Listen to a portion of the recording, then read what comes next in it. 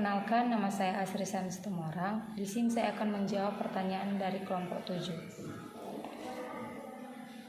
Apa yang menjadi faktor yang mempengaruhi reaksi kehilangan dan apa perbedaan kehilangan dan kedukaan?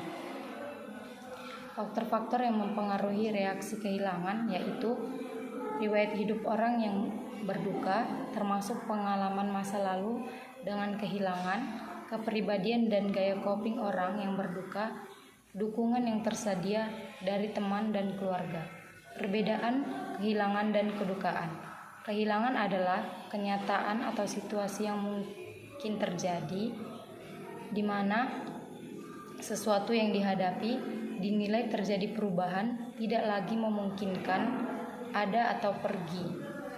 Sedangkan berduka adalah respon fisik psikologis yang terpola spesifik pada individu yang mengalami kehilangan.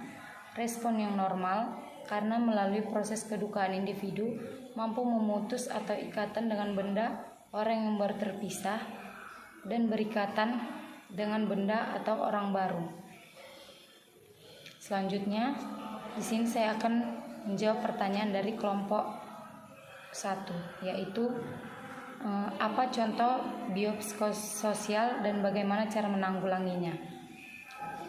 Cara menanggulanginya menjadi orang terdekat yang dapat dijadikan sebagai tempat mengapresiasikan perasaan dan pikirannya. Selanjutnya, menyeimbangkan keadaan psikologis, berdoa untuk memenuhi kebutuhan spiritual demi kekuatan untuk bertahan hidup.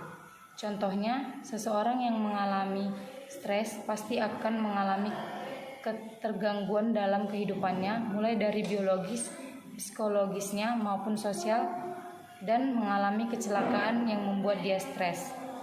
Selanjutnya, saya akan menjawab pertanyaan dari kelompok 5, yaitu jelaskan 6 kegiatan kedukaan. 6 kegiatan kedukaan. Yang pertama, penyangkalan atau denial. Pada tahap ini, kita tidak percaya musibah yang terjadi pada hidup kita.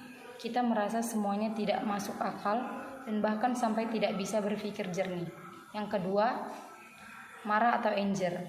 Di sini seorang mulai sadar dengan kenyataan kehilangan dan menunjukkan perasaan marah meningkat pada orang tertentu atau yang ada di lingkungannya.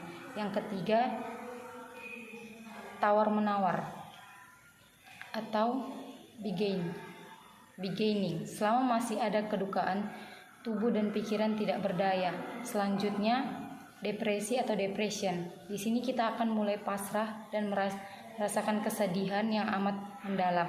Selanjutnya, menerima atau acceptance. Pada tahap ini akan muncul rasa menerima dan ikhlas, mulai menikmati hidup kembali.